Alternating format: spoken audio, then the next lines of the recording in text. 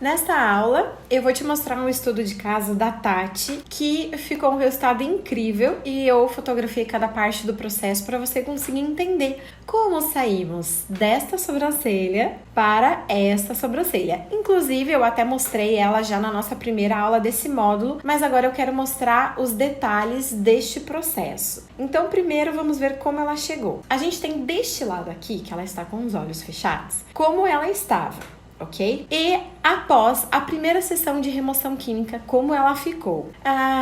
Qual é a diferença?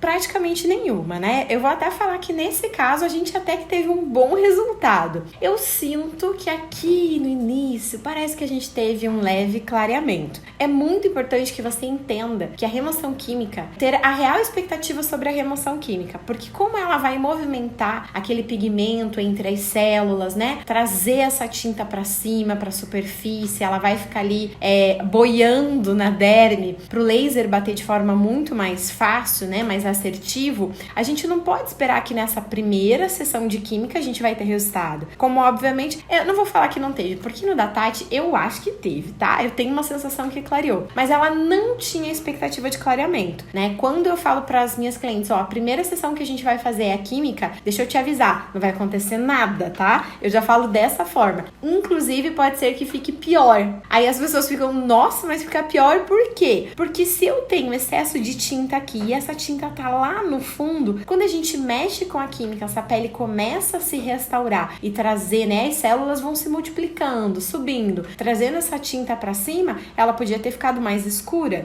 Não foi o caso, mas poderia ter ficado, tá? Então aqui a gente tem dessa seção pra esquerda pra direita o resultado da sessão de química. E o objetivo de começar com a química não é ter um clareamento, e sim uma preparação da pele pra fazer a primeira sessão do laser. Como vocês já devem saber, a ponteira que eu utilizei na primeira sessão de laser foi a 1064, que é o comprimento de onda certo para quando a sobrancelha está cinza. Muito bem, o que foi que aconteceu no imediato após essa sessão? Eu vou voltar para essa imagem aqui e aí vou te explicar.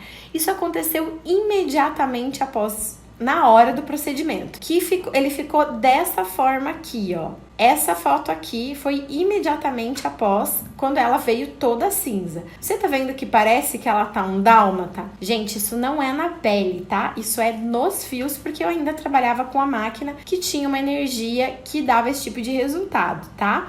Então, os fios clarearam, mas ela passou Reflectocil 4 dias depois, e aí eles voltaram a ficar escurinhos e tá tudo certo. Mas apareceu toda essa cor no fundo, que no caso dela é um vermelho meio terra, que é por causa da micropigmentação inorgânica que foi feita, certo? Mas eu, quando vejo esse tipo de resultado, não entro em pânico, já sei que está tudo certo. Como que ela veio 30 dias depois? Tudo certo, gente, os fios dela estão lá, estão todos escurinhos, ela passou Reflectocil, mas eles vão voltando a cor, porque o laser, ele bate no fio e aí ele vai clarear, né? Porque o fio tem a melanina do fio também. Então, como o objetivo do laser é procurar o cromóforo-alvo, quando os fios estão na frente, ele vai bater no fio, pode ser que ele clareie, pode ser que não, e nesse caso aconteceu. Então lá estava ela com a sobrancelha toda escura de volta e inteira vermelha no fundo. Esse é o momento que eu acho que é o que elas ficam mais enlouquecidas. Mas quando a gente mostra a sequência de resultado e que tem resultado, elas passam a ter um pouquinho mais de paciência. Então vamos lá. Quando a cliente está assim vermelha, laranja, né? Que ponteira que a gente vai usar? 532, muito bem. Então é o comprimento de onda 532 que vai clarear essa sobrancelha vermelha. Mas olha só o que aconteceu. Na hora que eu bati o laser 532, além de clarear os fios, ele fez tipo essa fumacinha aqui, esses resquícios brancos. Dá uma olhada aqui no óculos, como parece que virou neve, né? Essa nevezinha. Então isso aqui é conhecido como frost. Normalmente ele aparece mais quando a gente usa o comprimento de onda 532. Por isso que você tem que saber o que o laser te proporciona de resultado, porque senão você entra em pânico. Imagina se você nunca viu isso, você vai falar, meu Deus, o que tá acontecendo? Tá queimando os fios dela. Então aqui a gente tem uma mistura de dois acontecimentos. melanina, né? A cor do fio que foi pega aqui no laser e saiu, mas tá tudo bem, a gente sabe que pinta e vai voltar. E essa nevezinha branca que a gente chama de frouxe, que é o dióxido de carbono liberado da reação química do laser junto com o pigmento. E aí isso aqui sai, tá? Quando você passar o gelzinho no final do procedimento pra limpar e acalmar a pele, ele sai. Então tá tudo certo, pode ficar bem tranquilo. Então a gente fez aqui a gente tá na segunda sessão de laser. A gente teve a primeira de química, 2 sessões de laser e aí nós tivemos esse resultado. Aqui eu tenho uma diferença de luz porque eu fui fazer esse atendimento dela em outro espaço, tá? Mas a gente vê que aqui temos um resquício de tinta e aqui na cauda nós temos um resquício de tinta. Mas, vamos falar bem a verdade, né, gente?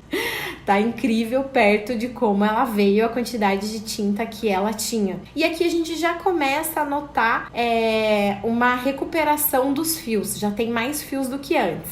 Muito bem, quando ela voltou, né, para essa sessão especificamente, eu fiz mais uma sessão de laser, certo? Então eu tô com uma de química e 3 de laser. Quando eu vi ela 30 dias depois, ainda tinha uma pequena sombra aqui e ainda tinha essa cauda, que já tava mais, era uma sombra, era uma assombração, que essa cauda tava muito difícil tirar. E aí o que eu fiz? Eu fiz uma sessão de química. Lembrando para vocês que toda vez que o laser estabiliza entre uma sessão e outra, né, sempre com 30 dias de intervalo, eu faço uma química vamos mexer essa tinta aqui, trazer esse pigmento para cima e a gente conseguir remover. Então eu fiz uma sessão de química, aí fiz mais um laser para chegar nesse resultado incrível que vocês estão vendo, aonde a gente tem uma remoção 100%?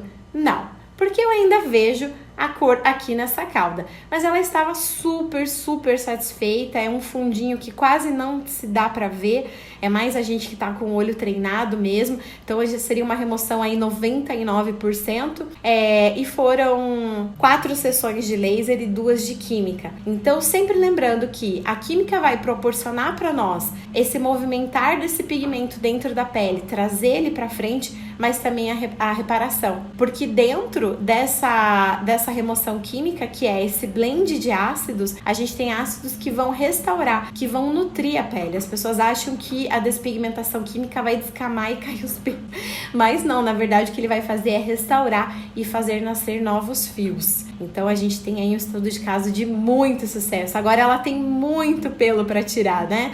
E ela se sentiu confortável em não fazer um procedimento depois.